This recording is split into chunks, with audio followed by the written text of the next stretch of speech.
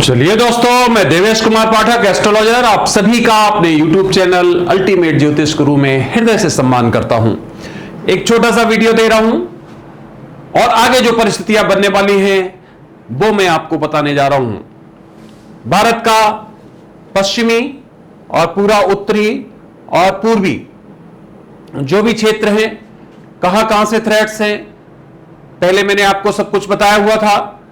अब मैं आपको रिफ्रेश भी करा रहा हूं और नए पॉइंट्स भी उसमें दे रहा हूं कि अब क्या परिस्थितियां बन रही। तो देखिए, चाइना जो है वो एशिया की सबसे नंबर 1 इकोनॉमी है। उसने बहुत विकास किया है हर क्षेत्र में। निश्चित तौर पे वो चाहता है कि कोई दूसरा कंपटीटर हमारे सामने खड़ा ना हो पाए। इवन वो अमेरिका को भी चैलेंज कर रहा है और रूस को भी चैलेंज करेगा वो, क्योंकि वो सुपर बॉस बनने की स्थिति में आना चाहता है। मैंने चाइना का विवेचन किया हुआ है पूरी कुंडली का, और उसमें आपको बताया है कि किस तरह से चाइना की परिस्थितियां खराब होने वाली हैं। और ये आज नहीं है, ये मैंने आपको अगस्त में ही बता दिया था। 15 अगस्त का दिन था, मुझे अच्छी तरह याद है। 2 वीडियोस जो मैंने डाले थे उसमें जो विवेचन किया था उसमें मैंने बताया था कि अब ये परिस्थितियां और खराब होने वाली है। आज 21 जून है, इस समय लगभग 3 बज रहे हैं। आज मैं आपको रिफ्रेश कर रहा हूं, दोबारा बता रहा हूं जो मैंने विवेचन दिया था कि चाइना का जो मैंने बताया था कि बहुत ज्यादा इसको लॉस होने वाला है। दुनिया में इसका कोई भरोसा नहीं करेगा, इसके सामान कोई नहीं खरीदेगा, कंपनियां इसके देश से बाहर निकल जाएंगी, सब कुछ उसमें दिया हुआ है। फिर ये अपना अटेंशन डाइवर्ट करेगा साउथ ईस्ट एशिया में, फिर धीरे धीरे ये इंडिया के साथ छेड़खा, सब कुछ वही कर रहा है। अब आगे क्या कर रहा है ये मैं आपको बता रहा हूं। ये क्या करेगा, क्योंकि इसका जो चरित्र है वो इसके चार्ट से भी दिखता है पूरी तरह से। कॉन्स्पिकुअस, डिस्गाइज्ड, छलावा, धोखा। तो भारत के जितने भी पड़ोसी देश हैं उनको सबको इस समय ये पैसे दे चुका है, कुछ ना कुछ प्रलोभन दे चुका है। चाहे वो बांग्लादेश हो, चाहे वो नेपाल हो, चाहे वो पाकिस्तान, तो वैसे ही आप जानते ही उसकी क्या परिस्थिति है। जितने भी छोटे छोटे देश हैं उनको सबको प्रलोभन दे चुका है, उनको सबको मॉनेटरी पैसा भी दे चुका है कई चीजों के लिए। और इसका एक सूत्र प्रोग्राम है कि इंडिया को डिस्टर्ब करना, किसी भी कॉस्ट पर इंडिया को। तो अब आगे क्या होने वाला है वो समझो आप। जो पूरा मैंने विस्तृत विवेचन किया है उस आधार पे आपको बताने जा रहा हूं कि अब हमारे ये पूरा का पूरा जो है बेल्ट इसको डिस्टर्ब करेगा। आप देखेंगे इस बात को। इधर से पाकिस्तान से बहुत एग्रेसिव रिस्पॉन्स मिलेगा। उस केस में हो सकता है कि एक बहुत बड़ी संख्या में आतंकवादियों को इधर भेज दिया जाए, हथियारों सहित, मॉडर्नाइज जो हथियार होते हैं उनके साथ, और वो आके तबाही मचा सकते हैं।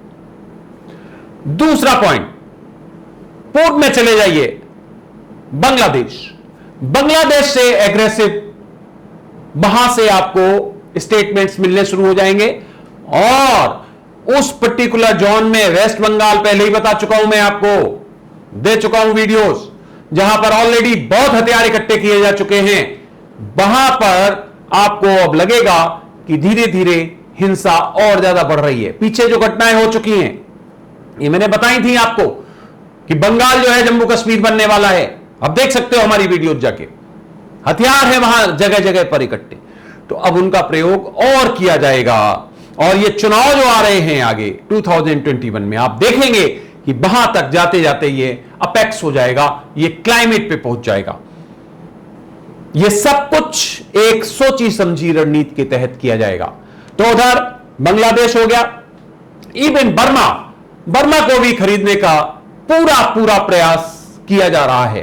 तो इसका मतलब भारत को जितने भी देश छोटे छोटे जोड़ते हैं उनको भारत से काटने का अभियान चाइना इस समय चला रहा है। तो उत्तर पूर्व का पूरा क्षेत्र हो गया, जिसमें आप अरुणाचल प्रदेश से और वो 7 सिस्टर्स हैं उनको ले ले पूरा। फिर इसके साथ इसका लद्दाख क्षेत्र में ऑलरेडी ये इंट्रूजन कर चुका है। साथ ही साथ पाकिस्तान काफी यहां पर एग्रेसिव होगा, और मैं पहले बता चुका हूं, रिपीट कर रहा हूं, 1999 कारगिल, उस तरह की पुनरावृत्ति की पूरी संभावनाएं आपको दिखाई देंगी, थोड़े ही दिनों में आपको नजर आएगा।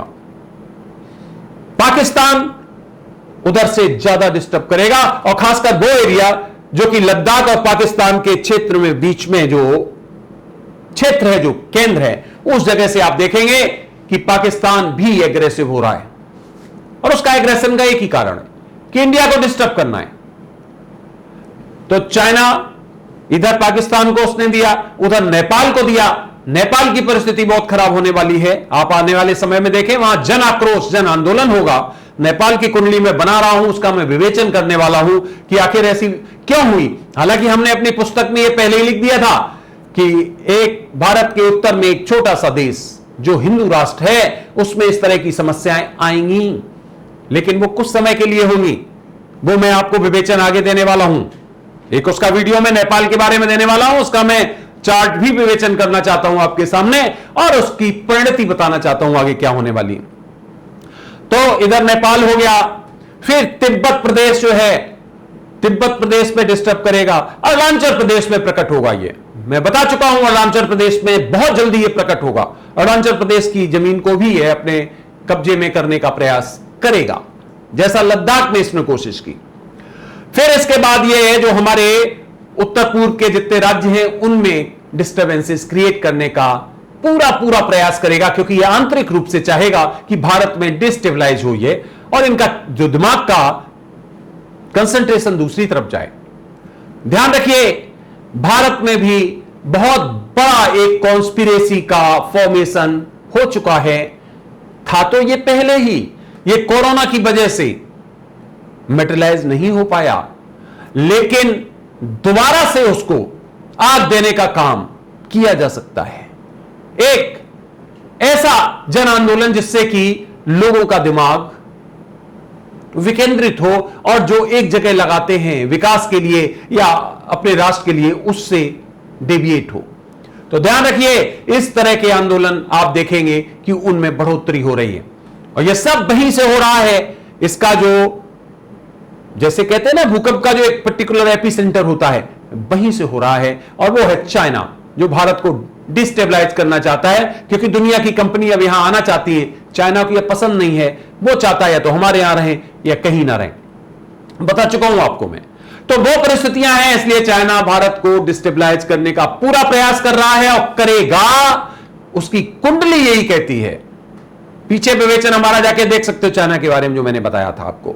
मंगल नीच का है, हारेगा युद्ध में, पराजित होगा, लेकिन तबाही काफी हो जाएगी तब तक। उसका विवेचन मैं एक बार फिर करूंगा चाइना की कुंडली का, और स्पेसिफिकली करूंगा पूरा, उसमें और विवेचन देने वाला हूं मैं। तो फ्रेंड्स, ये चाइना छोटी थ्रेट नहीं है हमारे लिए, ये हमारे पीछे हाथ धो के पड़ा हुआ है, क्योंकि ये चाहता नहीं कि और कोई देश हमारे बराबर आ पाए, और इसलिए अब इससे दो हाथ करना ही पड़ेगा एक बार।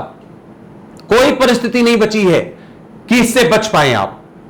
यह मानेगा नहीं तब तक, यह किसी ना किसी तरह से डिस्टर्ब करता रहेगा।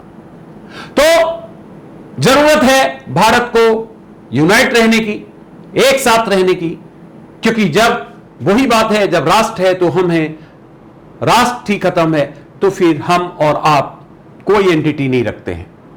तो पूरा का पूरा विवेचन मैंने आपको दिया है कि यह पूरा उत्तर पश्चिम से शुरू करेगा गतिविधियों को बढ़ाने की, और पूरा का पूरा उत्तर पूर्व का जो क्षेत्र बनता है उसमें बंगाल में ज्यादा गतिविधियां बढ़ेंगी। बंगाल की बात कर रहा हूं, पश्चिम बंगाल की, और बांग्लादेश से विशेष तरह के थ्रेट्स आएंगे, विशेष तरह की परिस्थितियां वहां भी विपरीत होंगी। नेपाल ऑलरेडी कर रहा है, उत्तर पूर्व में ये जो अरुणाचल प्रदेश का क्षेत्र आता है उसमें भी ये प्रकट होने की स्थिति में है। तो फ्रेंड्स, इस वीडियो में बस इतना ही। मैंने आपको बताया कि आगे इसकी क्या प्लानिंग है। 1999 दोबारा से दोहराया जा सकता है, जिसमें चाइना और पाकिस्तान दोनों मिलकर कोई बहुत बड़ा प्रयास कर सकते हैं। मैं उस बात को फिर रिपीट करता हूं कि विशेष तरह के जो जमीन के नीचे बंकर्स जैसी स्थिति होती है, वो मैं पहले बता चुका हूं, फिर बता रहा हूं, और वो उस तरह की कोई परिस्थिति हो सकती है और अचानक किसी दिन ये प्रकट हो सकते हैं, जिससे कि पीछे धकेलना फिर बहुत मुश्किल का काम हो सकता है। तो हमें सचेत रहने की जरूरत है। मैं पीछे भी बोल चुका हूं, बार बार अगर कोई चीज बोल रहा हूं, इसका मतलब वो बहुत ज्यादा स्मेल हो रही है। इसलिए हमें हर तरह के षड्यंत्र से बच के रहना है, सचेत रहना है। हमारे सुरक्षा बलों को और जागृत, हमारी सुरक्षा एजेंसियों को और ज्यादा जागरूक रहना पड़ेगा। हमें अपने जो हमारे इनपुट्स हैं, जहां से आते हैं सैटेलाइट्स वगैरह, उनको पूरी तरह से फोकस रखना पड़ेगा। और जितनी भी एजेंसीज हैं, इंटेलिजेंस एजेंसीज हैं, उनको पूरी तरह हमें एक्टिव मोड में रखना पड़ेगा। और जितना भी हमारे पास जो भी संसाधन है, उनको यूज करने का टाइम अब आ चुका है। तो फ्रेंड्स, ये वीडियो आपने देखा उसके लिए बहुत बहुत धन्यवाद। अगर अभी तक चैनल सब्सक्राइब नहीं किया तो प्लीज चैनल सब्सक्राइब करिए। अभी हमारा जो है थ्रेट से गुजर रहा है देश, लेकिन हम इससे बाहर निकलेंगे, ये निश्चित है। महादेव की कृपा है इस देश पर। ऐसा नहीं हो सकता है कि हम कहीं पर पराजित हो जाएंगे या हमें मुंह की खानी पड़ेगी। बिल्कुल नहीं होगा। दोबारा से आश्वस्त करता हूं, बस यह है कि आपस में यूनिटी बनाई रखिए। Thanks very much. ये वीडियो आपने देखा। अगला वीडियो मैं आपको फिर किसी महत्वपूर्ण इशू पर देने वाला हूं। तब तक के लिए आप सभी को मेरा हृदय से नमन। ओम नमः शिवाय।